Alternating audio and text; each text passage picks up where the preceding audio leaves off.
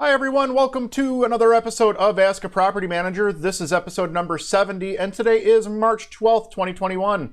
We're coming to you from Studio 2.0 here at Own Buffalo, and I'm Andrew Schultz, Principal Broker of Own Buffalo, Inc.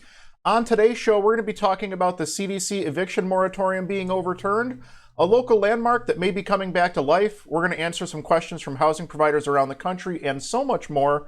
Before we jump into all that, we are going to go ahead and plug our social media. New episodes of Ask a Property Manager come out every Wednesday, 10 a.m. Eastern. You can find those on our Facebook page as well as on our YouTube page. We upload the video to YouTube the same day that we post them on Facebook, and you can catch them live on Facebook, 10 a.m. Eastern, every single Wednesday. Last but not least, don't forget about our Instagram. Actually, I guess not last but not least. Don't forget about our Instagram. Now, last but not least, don't forget about the Rent Prep for Landlords podcast. Current episode of the Rent Prep for Landlords podcast takes a look at what to do when tenants are having guests, sometimes for the longer term, lawn maintenance agreements in leases, and pest control for rentals. Where do you draw the line? So don't miss out on that. New episodes of the Rent Prep for Landlords podcast drop every other Thursday morning, anywhere podcasts are heard or over at rentprep.com/podcast. We're going to jump right into our news of the day here, and we're going to start with this article coming out of Atlanta, Fox 5 Atlanta. Actually, this news broke right after last week's Ask a Property Manager went live, and I wanted to wait and see what kind of developed between now and then, or between then and now, I should say. So this article does a pretty good job of covering everything that's transpired since this news broke last Wednesday. May 5th, I think last Wednesday was. So again, this is the Fox affiliate out of Atlanta. CDC Eviction Moratorium overturned by federal judge. In October of last year, the CDC issued an unprecedented agency order impacting real estate rentals nationwide. The order stopped all eviction actions by landlords nationwide against renters who claim they can't pay. And as with all government edicts, there have been unintended consequences. The order declares that any landlord shall not evict any covered person from any residential property for failure to pay rent. A report from the think tank, the Aspen Institute, stated that more than 20 million renters live in households that have suffered COVID-19 related job loss, and concluded that millions more are at risk of eviction in the next several months. Last time Fox 5 discussed this with real estate expert John Adams, who in full disclosure is a landlord. He wondered why the CDC was issuing orders governing nationwide real estate evictions. That's exactly the question asked by Federal District Judge Dabney Friedrich, I'm hoping I'm pronouncing that right, in the D.C. Judicial Circuit. The question for the court is a narrow one. Does the Public Health Service Act grant the CDC the legal authority to impose a nationwide eviction moratorium? It does not, she wrote in her decision. The important part of the ruling was not that she found the EPA's actions unconstitutional, but that she vacated the EPA agency order nationwide at the federal level. That act makes this a sweeping federal ruling. Many pundits feel that the Supreme Court in its current configuration might very well agree with her. The Department of Justice immediately appealed the ruling, and the judge issued a stay on her ruling until it could be reviewed by a higher court. So at this moment, the CDC ban is still in effect, but it remains to be seen what the Biden Department of Justice will do next. While the case is up in the air, the good news is that the Georgia Department of Community Affairs may be able to help. Earlier this year, our state received over $700 million from the $25 billion appropriations bill signed into law by former President Donald Trump in December. Keep in mind, this is the Atlanta affiliate, not one of the New York affiliates, which is why that's being mentioned. Yes, a tenant must qualify for help, but if they qualify for protection under the CDC ban, they probably qualify for this assistance. Assuming that is the case, the state can pay up to 12 months' rent directly to the landlord, and in addition, possibly help with past due utility bills. At least for the time being, the CDC eviction ban remains in effect, but if a court of appeals or the SCOTUS declines to hear the case, then we are really up in the air. Whew. What Adams hopes will happen is that more and more folks will get vaccinated and the economy will continue its recovery, which could pretty much solve the problem itself. But nationwide, we have about 46 million rental units in this country, and fully half are owned by mom and pop, individual investors, and most of them simply cannot afford to allow tenants to live in their homes rent-free. The eviction ban must come to an end eventually, and Adams says allowing anyone to live in a rental property for free is a recipe for disaster. It may have started with good intentions, but as the pandemic continues to subside and the economy economic recovery expands, we need to make plans to resume the traditional relationship of landlord and tenant. So I wanted to highlight a couple things in this article. Yes, the CDC eviction moratorium has been overturned by a federal judge. Prior to the federal judge hearing this case, it was picked up in Texas and Ohio and was declared, I believe, declared unconstitutional in both of those states, which is what forced this up to the federal level where we were at now. As it sits right now, nothing has actually happened. So the judge issued the order basically saying this needs to be vacated. That needs to be the end of this nationwide, the CDC eviction moratorium, and then immediately put a stay on it when the Department of Justice filed for their appeal, essentially. So as of right now, everything is still on hold, up in the air, on pause, whatever you want to call it, until something is determined at the next level, whether it's the court refuses to hear it, or the court hears it and upholds it, or the court hears it and says, no, the previous judge was wrong, whatever the case may be. Again, this article touches on this statistic here. I've heard this statistic in a few different variations, but it seems to be somewhere between 50% and 75% of all rental units in the country are owned by mom and pop landlords or accidental landlords or people who own like one investment property or something along those lines. Most of the landlords in the country are not, the large scale equity firms and things like that. More often than not, it is the smaller mom and pop landlords. And when you have a situation where they may have a tenant that's been non-paying in their property for, well, in New York since March of last year, we're now in May of 2021. That's 12, 13, 14 months already. And here in this great state of New York, it's great that they have the funds rolling here in Georgia. The funds are not rolling here in New York. My understanding, and I can't confirm this, so take this for what you will. My understanding is that the reason that New York State was pushing so hard on the renewal of the eviction moratorium, which we covered in last week's episode, was because they don't have the portal set up yet to be able to actually disperse these funds the way that they need to. So whether or not that's true, I don't know, but I can tell you that there's very, very, very, very few people who have seen anything come out of the state from the first round of finance or from the first round of money that was budgeted for rent relief. And I don't know of anybody who's seen anything come out of the second round of rent relief here in the state of New York. So it's definitely a bit of a mess here.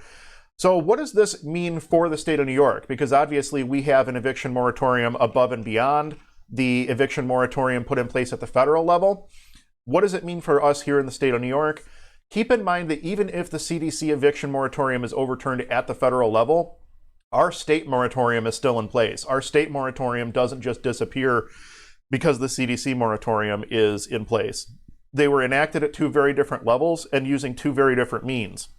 The CDC is essentially using an agency order, I think is what they called it, and the state is using, I believe, executive orders to kind of force their will. So it's not like as soon as the CDC eviction moratorium is gone that the New York State one disappears as well.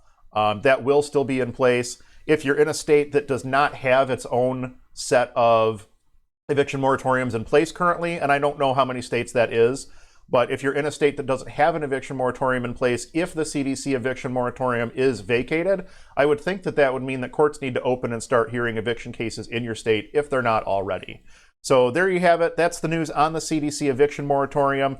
It has been overturned by a federal judge. However, that order has been stayed pending an appeal by the Department of Justice to a higher court. So that's where we're at as of today. We will update you as more information comes out about that. Turning to something with a little bit more of a local flair here in Western New York, Chicago investor is negotiating to reopen Fantasy Island. If you're not watching from Western New York, Fantasy Island is a little amusement park. It's not a huge park. It's been locally owned for a long, long time, and it's a lot of people in this area. It's their first experience with an amusement park. A lot of people have really good childhood memories from this, and it actually closed down a couple years ago. Been a steady decline, and then it finally closed, and then obviously COVID on top of that. So it's exciting to see some news about this landmark. Chicago investor negotiating to reopen Fantasy Island. The shuttered Fantasy Island amusement park may soon find new life thanks to the same Chicago investor who recently revived an Indiana amusement park. Chicago investor Gene Staples is negotiating with Store Capital Real Estate Investment Trust Company of Scottsdale, Arizona for a long-term lease for the closed amusement park at 2400 Grand Island Boulevard, Grand Island. Staples, who could not be reached for comment, last year bought and reopened the Indiana Beach Boardwalk Resort in Monticello, Indiana from Apex Parks Group, the same operators that ran Fantasy Island from 2016 until closing in 2020. Apex Parks Group is based in Aliso Viejo, California. Angela DeBellis, Store Capital Manager for Lease Administration, said that the company is in negotiations to reopen the 85-acre Fantasy Island, but did not identify Staples, citing confidentiality clauses. "We don't take finding a new operator lightly," DeBellis said. "We know that the park is a big topic of conversation in Buffalo, but we are focused on finding the best operator for Fantasy Island." Grand Island Supervisor John Whitney confirmed that Staples Niagara Amusement Park Holdings, LLC, is negotiating with Store Capital and said he expects a deal to be finalized this week. He said that he has met with Staples and Store Capital executives about the pending deal. "Personally, I'm excited that someone will be breathing new life into the park," Whitney said. Fantasy Island opened in 1961. At its peak in the late 1960s and early 1970s, it attracted more than 300,000 annual visitors. Store Capital bought the property from Martin DePietro in 2016 for $11 million and hired California-based Apex to run and manage the amusement park. It closed in February 2020. After its closing last year, some of the park's rides were sold to other operators, others sold for scrap, while still other rides remain at Fantasy Island, Whitney said. So this is pretty exciting. I'm kind of hoping that they're able to bring this back and bring it back in a big way. Fantasy Island really does hold a special place in a lot of people's hearts here in Western New York. People who, like I said, that was their first experience with an amusement park before they graduated up to Darien Lake, which then became Six Flags Darien Lake, which then went back to being Darien Lake, I think. And now I think it's a Six Flags location again. It's changed hands a couple times as well, but it's always exciting to see, especially given the current state of affairs with everything happening with regards to the pandemic and economic slowdown and this and that and the other thing. When you see people start thinking about making capital investments in entertainment venues, that's a good sign of things to come, at least in my opinion. Can't wait to see what happens. If we see anything more on this, we'll certainly update you on that as well. Let's take a look at a couple of things from the just not quite right department. So I guarantee you that the same guy who wired this chandelier in was the same guy who wired in this particular switch to control it. I saw these two images and I just could not stop myself from sharing them. You know, from the department of just not quite right, these two definitely take the cake. This is a good reason that you should always hire a properly licensed and insured contractor so that at least you have some sort of recourse when something like this goes wrong at one of your properties. Unreal. Let's go ahead and answer some questions from housing providers around the country. We're going to start with this one on tenant maintenance complaints.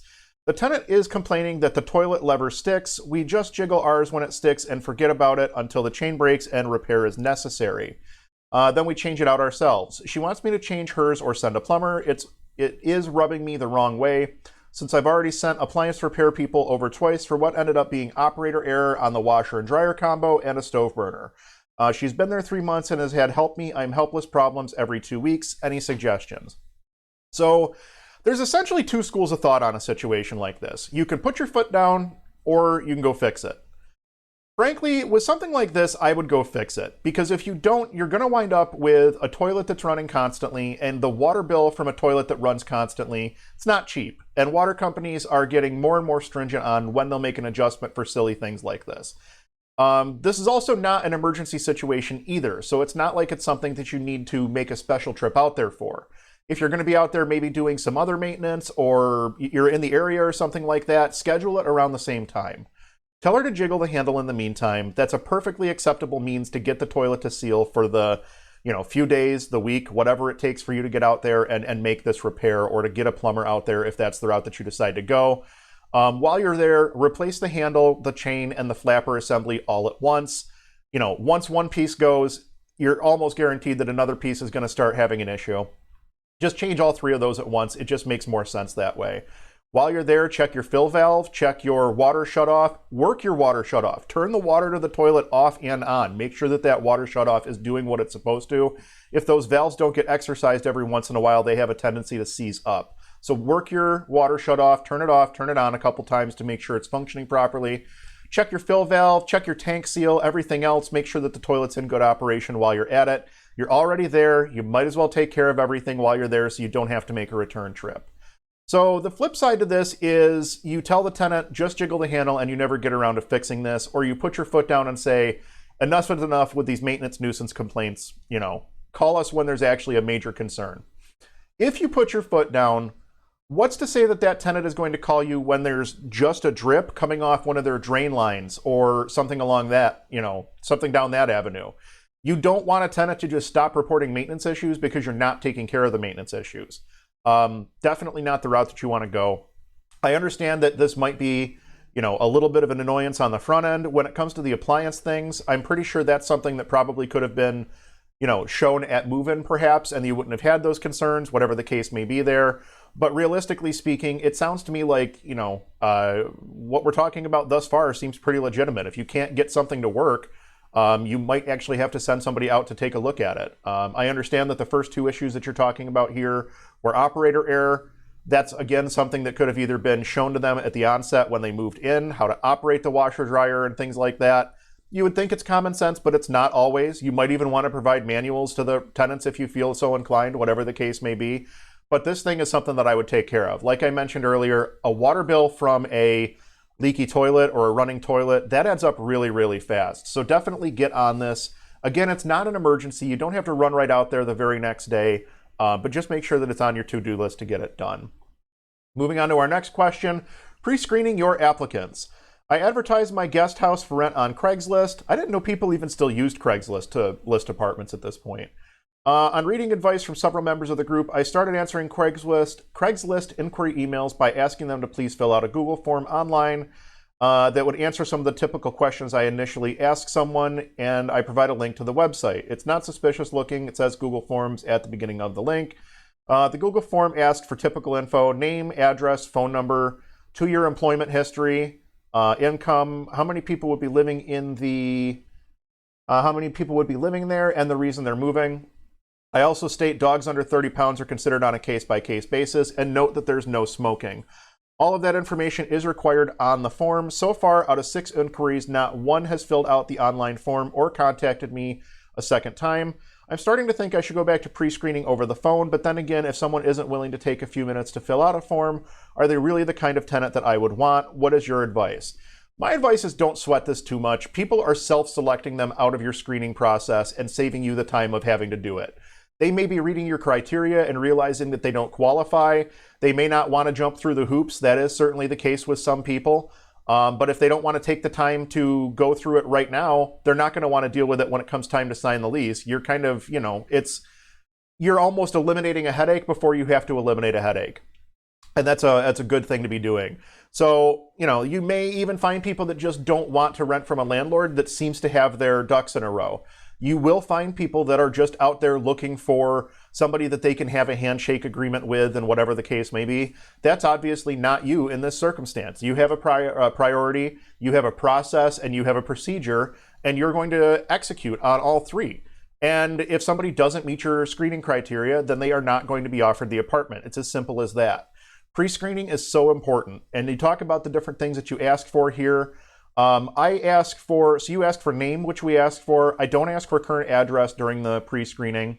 I do ask for phone number. I don't ask for employment history. We do ask about income. We do ask about how many people are going to be living there. And we ask about the reason that they're looking to move. I think maybe your pre-screening form, you may need to make a couple of adjustments on it and pull some of that stuff out that's better suited for the actual rental application. Right now, you're essentially just trying to make sure that this person has income, how many people are going to be there, things of that nature. You can deal with, let me find out about your residence history, let me find out about your employment history. All of that can be done kind of after the fact, if you will, as you're going through the actual application past your pre-screening. So, I think there's probably a couple of adjustments you can make there that might help you see a little bit better results. But realistically speaking, there are just a lot of people out there that don't want to jump through the hoops that are required in order to get into an apartment. Something that we had done, and I'm trying to find a copy of it right now. I'm wondering if perhaps it's not on this computer. It does not look like it's on this computer, unfortunately. I actually have an image that we use as part of our rental listings. Whenever we put a rental listing into, let's see here, whenever we put a rental listing into our, especially on Facebook, because so many people just click the I'm interested button on Facebook. Yeah, I'm going to stop digging around for that image because I'm not finding it. But essentially what we did was created an image such that it's the second image we put in line on all of our listings, and it says, please read this before, asking questions. Read the ad in its entirety. Here's the minimum criteria. It's how to apply. It's all on this one image. And if people don't read the ad, my hope is that at least when they're kind of flipping through the images that they take a look at that and read it. We've had some success with it. We've had limited success with it, if I'm being completely honest. Most people are not taking the time to read ads and stuff at this point. It's one of those situations where, especially on Facebook or on Zillow, and maybe not so much on Craigslist, but on Facebook or Zillow, it's very easy to just hit the, yes, I'm interested, send me more information. Yes, I'm interested, send me more information button, without actually looking at anything, without actually checking to see if they're going to qualify for the apartment or anything else. They're just hitting the button and hoping that people respond, trying to find a place to live. So that would be my recommendation. Stick to your guns, keep your process and your procedure in place. Maybe make a couple of little tweaks there to make it a little bit easier for people to go through that pre-screen. Again, I think you're asking a bit much on the pre-screen. Some of that stuff can be moved to your actual application, but it sounds like you're on the right path. Keep going in that direction. Wear and tear versus damage. Question, normal wear and tear? Vacuum cleaner tried eating the carpet. This is an inset in stairs. I'm thinking normal wear and tear, not that I'm totally happy with that answer, but it isn't the tenant that did anything wrong. I'm thinking there may be an issue with the installation, a loose edge up where the vacuum could grab it. So this sounds to me like normal wear and tear based on your description and based on the photo. I agree it could have also been a poor installation where the carpet wasn't tucked underneath the stair all the way or under the trim all the way. It could just be that the edge of the carpet untucked over time from the carpet stretching from being used or whatever the case may be. I did have an opportunity to pull up this little document here, this little website here. I'm going to switch back to desktop, talking about the definition of normal wear and tear versus damage. And this is from the Balance Small Business website. Normal wear and tear is the expected decline in the condition of a property due to normal everyday use. It is deterioration that occurs in the course of living in a property. It is not caused by abuse or neglect. Examples of normal wear and tear: a couple stains on the carpet, a couple scrapes or dings in a wood floor, color of carpet or hardwood fading due to exposure to sunlight, dirty grout, loose door handles, silver finish on fixtures wearing away. Versus damage. Damage is defined as not naturally occurring. It is harm that affects the value, usefulness, or normal function of a property. This damage can be committed on purpose or through neglect. Some examples of damage might include a smashed mirror, a broken toilet seat, a hole in the middle of the floor, damaged or missing door locks, or carpet soaked with pet urine. Pretty straightforward. You can pretty much tell the difference between a couple small stains on a carpet and a carpet that's soaked with pet urine. And I think that it should be pretty clear the difference there between normal wear and tear and definitive damage. Some people still struggle with that. It's one of those situations that you know it when you know it. And there are things that are kind of borderline. If you find something that's borderline, you've got to make a determination at that point as to whether or not, okay, is this going to be the tenant or is this going to be the landlord? Maybe you split it in half, whatever the case may be.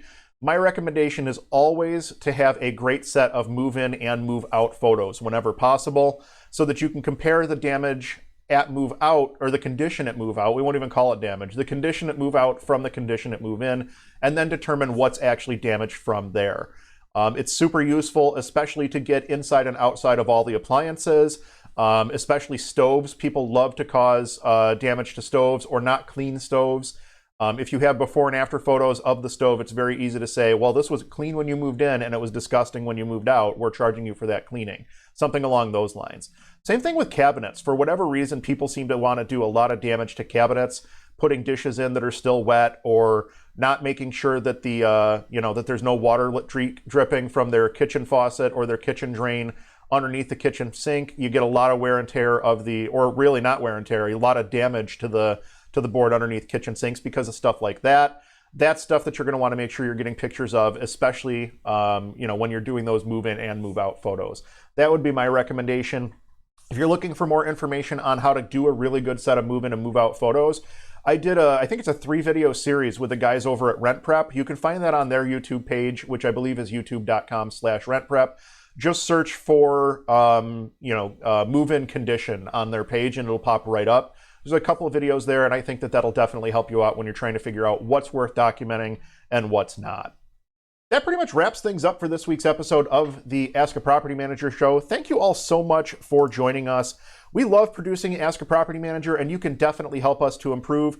Drop a question in the comments either on Facebook or YouTube, and your question may be picked up in an upcoming episode. If you enjoyed this content, if we brought some value to your day, do us a favor and hit that thumbs up button. YouTube and Facebook both push videos based on community feedback, so every like, comment, subscribe, and share helps us to grow and reach more people. We'll be back next week on May 19th. That's next Wednesday at 10 a.m. Eastern with another show you won't want to miss. Thank you all so much for watching, and we'll see you next week.